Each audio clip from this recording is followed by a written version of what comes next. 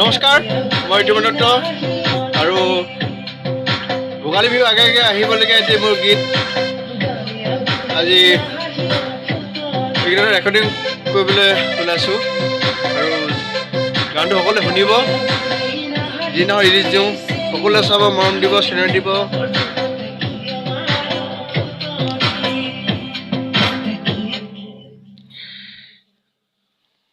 আৰু মোৰ মাজত তেতিয়া আছে নীলাভ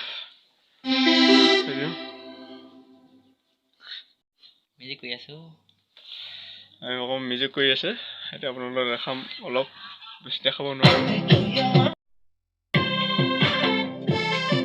মই আহিব লাগে গানটো যে